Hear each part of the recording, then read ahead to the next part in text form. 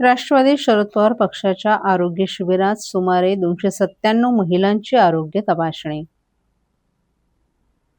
महिला दिनाचं औचित्य साधून राष्ट्रवादी काँग्रेस शरदचंद्र पवार पक्षाचे राष्ट्रीय सरचिटणीस डॉक्टर जितेंद्र आव्हाड यांच्या आदेशानुसार तथा जिल्हाध्यक्ष मनोज प्रधान यांच्या मार्गदर्शनानुसार ऋता आव्हाड, सिद्धिविनायक रुग्णालयाचे डॉक्टर अमोल गीते यांच्या उपस्थितीत पक्ष कार्यालयात महिला अध्यक्षा मनीषा भगत, कार्याध्यक्षा फुलबानो पटेल आणि साबिया मेमन यांनी मोफत आरोग्य शिबिराचं आयोजन केलं होतं। या शिबिरात सुमारे 297 महिलांची आरोग्य तपासणी करण्यात आली। घरसंसार सांभाळणाऱ्या मायभगिनी सर्व आघाड्यांवर मोठ्या हिमतीनं कार्यरत असल्या तरी स्वतःच्या प्रकृतीकडे फारसं लक्ष देत नसतात। त्यातच संसाराचा गाडा हाकताना 2 पैसे वाचवण्यासाठी वैद्यकीय तपासण्या करण्याकडे दुर्लक्ष करीत असतात। ही बाब लक्षात घेऊन 8 मार्चच्या महिला दिनाचं औचित्य साधून राष्ट्रवादी महिला काँग्रेस शरद पवार पक्षाच्या ठाणे महिला अध्यक्षा मनीषा भगत, कार्याध्यक्षा फुलबानो पटेल, साबिया मेमन यांनी या शिबिराचं पक्षाचं मध्यवर्ती कार्यालय पाचपाकाडी येथे आयोजन केलं होतं। या शिबिरात सिद्धिविनायक हॉस्पिटलच्या वैद्यकीय पथकानं हृदयरोग तपासणी, ECG, किडनी, स्वादुपिंड, यकृत उपचार, दमा, रक्तदाब, मधुमेह आदी आजारांची तपासणी करण्यात आली। या तपासण्यांमध्ये ज्या महिलांना आजार झाल्याचं स्पष्ट झाले त्या महिलांवर मोफत शस्त्रक्रिया सिद्धिविनायक रुग्णालयात करण्यात येणार आहेत। यावेळी ऋता आव्हाड यांनी महिला घर चालवताना स्वतःच्या आरोग्याकडे बजेट आखत नाहीत, त्यामुळे अनेकदा त्यांचे आजार बळावतात, म्हणूनच या शिबिराचं आयोजन केल्याचं त्यांनी सांगितलं।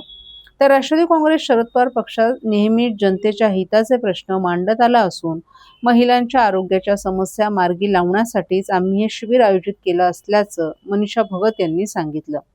डॉक्टर अमोल गीते यांनी या शिबिरात तपासणी केलेल्या महिलांसाठी किडनी स्टोन प्रोसेसवर मोफत शस्त्रक्रिया, मोफत डायलिसिस सुविधा उपलब्ध करून देण्यात येणार असल्याचं सांगितलं। दरम्यान महिला दिनाच्या अनुषंगानं ऋता आव्हाड, मनीषा भगत यांच्या हस्ते महिला पत्रकार अनघा सुर्वे, रोहिणी दिवाण, सुचिता बिराजदार, सारिका साळुंखे, नम्रता सूर्यवंशी, वंशिका चाचे, जयश्री शेट्टी यांचाही सन्मान करण्यात आलाय। तसंच नवनिर्वाचित नगरसेवकांचाही यावेळी सत्कार करण्यात आला। यावेळी पल्लवी जगताप, रेटा यादव, वर्षा मोरे, सुषमा पाटील, सपना पाटील, अश्विनी पालकर, निलिमा शेख, माधुरी सोनार तसंच संगीता लोकरे आदीही उपस्थित होत्या। खास आरोग्य तपासणी शिबिराचं आयोजन केलं, काय सांगता? सर्वप्रथम आपल्या सगळ्यांना या आंतरराष्ट्रीय महिला दिनाच्या खूप खूप शुभेच्छा, महिलांना आणि पुरुषांना देखील। आज जसं आपण आता बहुतेक शूट केलं आहे की आज सिद्धिविनायक हॉस्पिटलतर्फे एक महिलांसाठी आरोग्य तपासणी शिबिर ठेवण्यात आलंय। म्हणजे मी माझ्याही बद्दल बोलते की मी जरी जागरूक असलो तरी कुठेतरी मनामध्ये थोडीशी भीती असते तपासणी करून घ्यायला, आणि त्यामुळे सहसा कोणी डॉक्टरांपर्यंत मुद्दामून जाऊन करत नाही तपासणी, जोपर्यंत खूप त्रास होत नाही। आणि दुर्दैवाने आजही, म्हणजे मी अगदी खरं बोलते, बऱ्याचशा घरांमध्ये बजेटमध्ये महिलांचं आरोग्य सर्वात खालच्या पातळीला असतं, आणि महिला ही आपल्या नवऱ्याला सांगेल तुम्ही करा, मुलांना सांगेल, पण स्वतः कधी जास्ती पुढाकार घेऊन स्वतःची तपासणी करत नाही। आतापर्यंत एक 4-5 महिलांची झाली आणि त्यांचं आरोग्य उत्तम आहे, आणि मी देवाकडे प्रार्थना करते आजच्या दिवशी की माझ्या सगळ्या भगिनींचं, मातांचं आणि त्यांच्याही सगळ्या घरातल्या लोकांचं आरोग्य खूप चांगलं राहावं।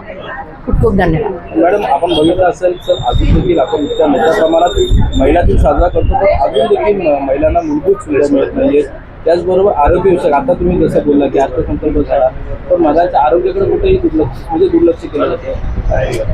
हो, आपल्याकडे आपण अजूनही बघाल की बालविवाह होत आहेत, आजही होत आहेत। बऱ्याच वेळेला पोलिसांना, कलेक्टर्सना त्याच्यामध्ये जाऊन इंटरफेअर करायला लागतं। मुलींच्या शिक्षणाच्या बाबतीत एक थोडासा शहरी भाग सोडला तर ग्रामीण भागामध्ये लांब शाळांमध्ये मुलींना पाठवत नाही, पण याच्यामध्ये सरकारने लक्ष घालायलाच पाहिजे 100%।